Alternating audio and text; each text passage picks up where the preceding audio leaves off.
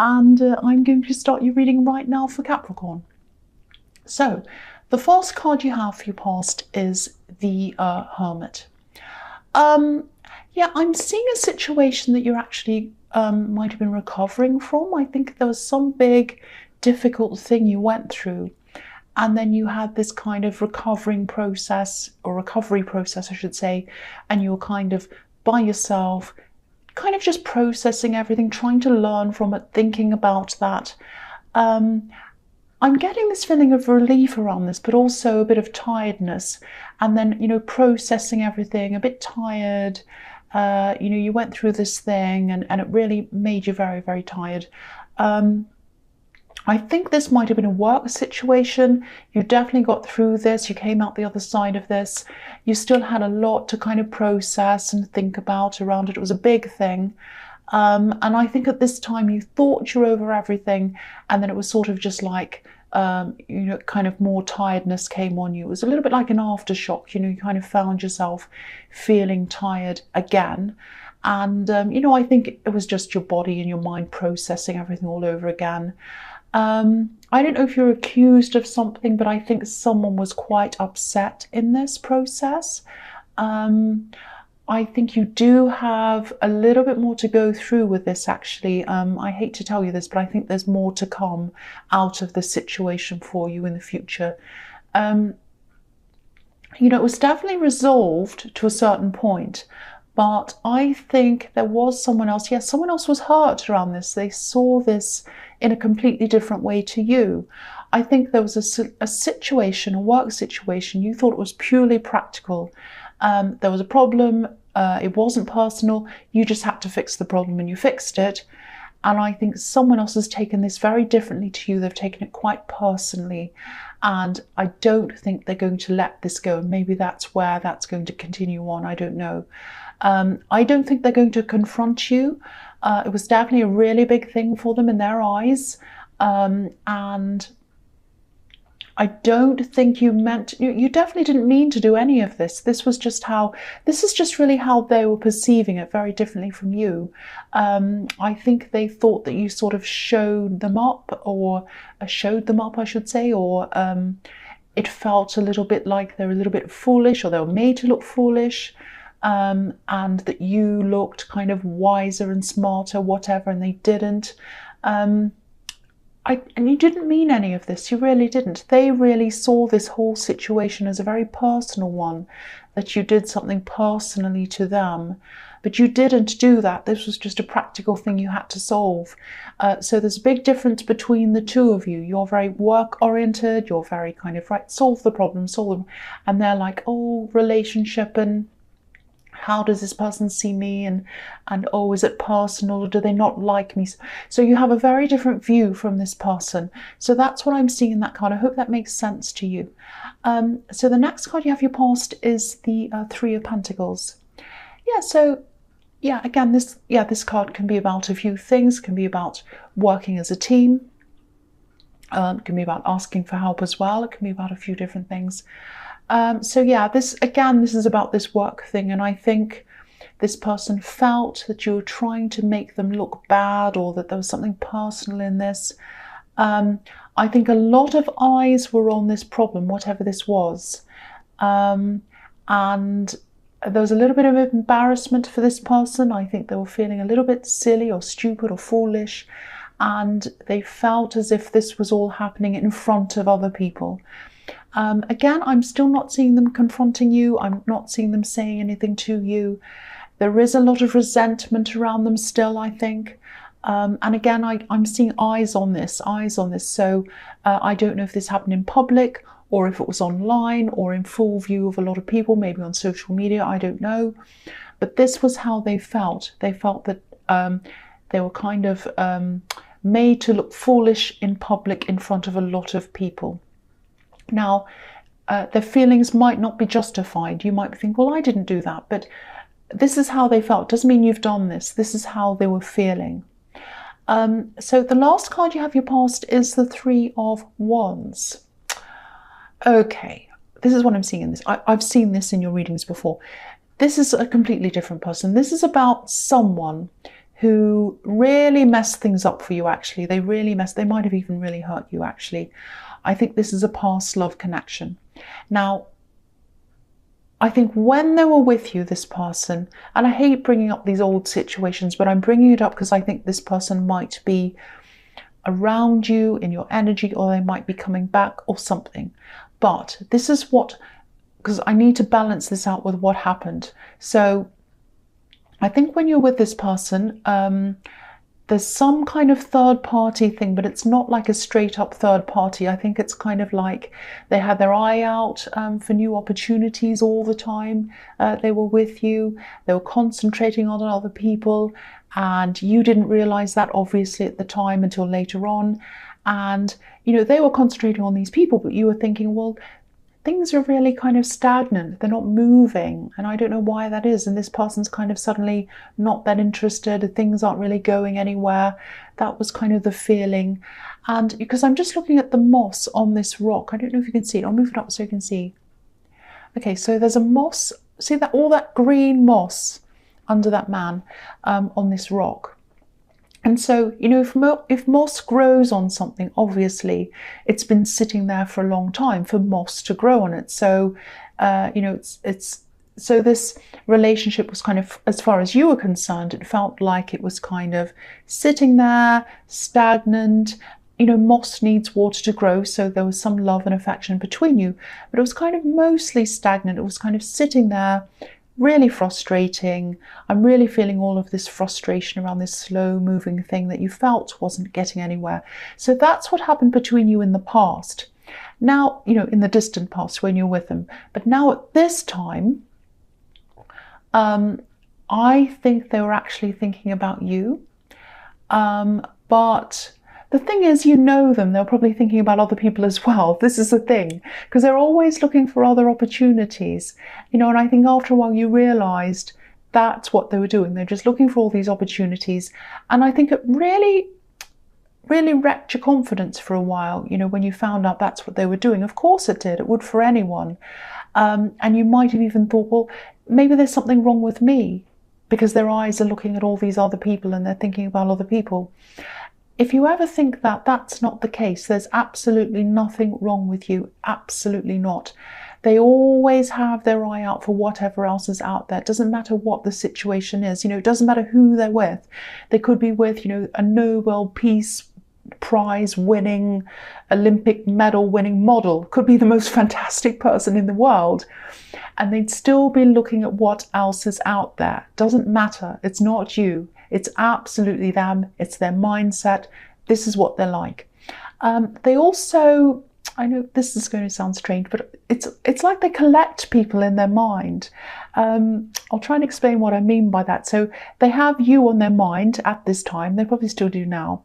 They also have as a kind of a potential person that could come back to them, or they could come back to.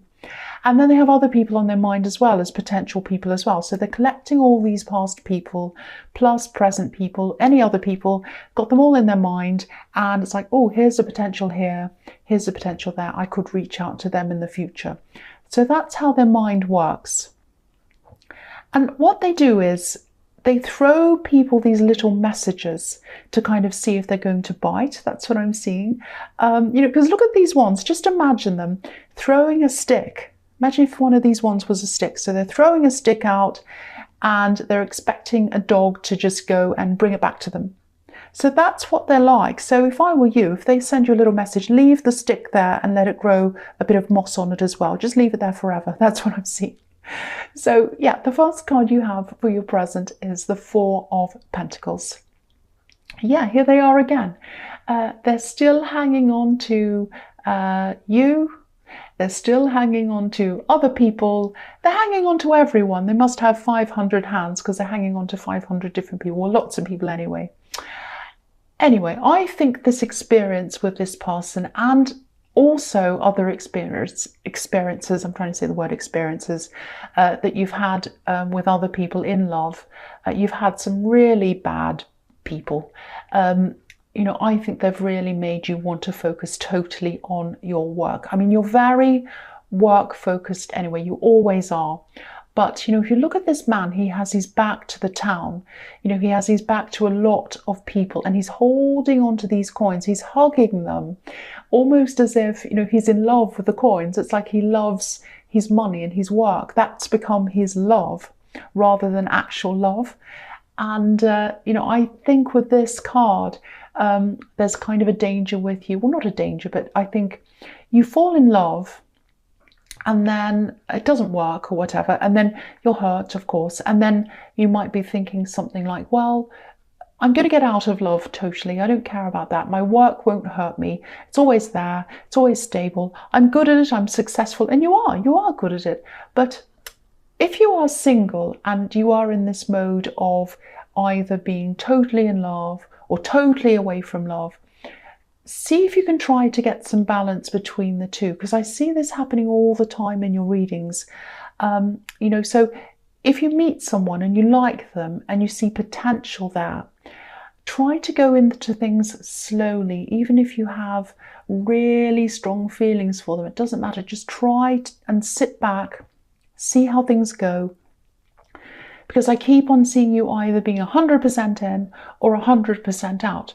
And of course, if you're in a committed relationship and you know them 100%, you know exactly what they're like, you've been with them for a long time, of course, that's a great thing.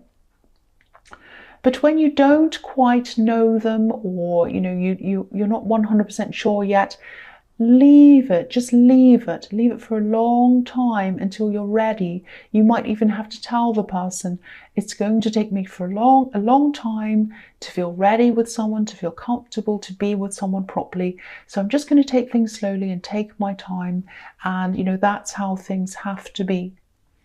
Because I keep on seeing this pattern of full-on work or full-on love and nothing, no balance kind of between the two. So you have to try and get that balance. That's if you're single and you're looking at kind of going into future relationships. So I hope that made sense to you. So the next card you have your present is the 8 of Wands. Okay, so I'm seeing something totally different again. Yeah, I think this is going to come up for you soon. I'm seeing someone who is going to be sending you a lot of messages. I think this is probably going to be on social media. I'm actually seeing someone who's a little bit nervous to talk to you, but they really want to talk to you. And I think this might be some kind of a work-related thing. I think I'm getting that feeling. It's kind of a blending of friend and work. I know that sounds really strange. I'm trying to kind of articulate what I'm seeing here. What I'm seeing is they want to talk to you. They want to do something with you. They actually admire you and they admire your work. And they come forward, they kind of add you, or they start following or some kind of social media thing. And then what happens is, sorry about that noise. And then what happens is they get really nervous and they start to unfollow you, or they back away. And then they come forwards again and they follow again or something. So you might be noticing, if you're noticing on social media, someone who's following, unfollowing, or adding and then, you know, unadding you, disadding you, I don't know what the word is, not adding you, I don't know, you know, kind of go following and not following and whatever. If you notice that, that's what's happening. That's what's happening. So someone really admires you. They want to come forward. And I think they will eventually. I think they will eventually come and ask you, would you like to do this work thing with me? Would you like to join in some sort of a partnership? It's something like that, because I really admire your work. I really like you. And I'd really like this to happen. And I think when this happens, they're going to be quite nervous. And I think that might actually put you off a bit. Not that you put off by nervous people, but I think they might come across as someone who's a little bit not very reliable. And, you know, I can see why you might think that. I mean, if they add you and kind of stop and then they come back and forward and all of that, that does look unreliable to me. It definitely does. So, you know, I don't know what you're going to do about this, but I do think this person really does want to have some sort of partnership with you. It might be that you say no this time and then they go away and they gain some confidence and they come back again and say, look, I'm really sorry I approached you like this before. I was really nervous. I'm a lot stronger now. I've got this and that. Can we please talk about this? So that might happen a bit later on. That's what I'm seeing in that card. I hope that made sense. That's even more confusing than the other one, but I'm trying my best. I really am. The last card you have for your present is the King of Pentacles. So yeah, this is like you.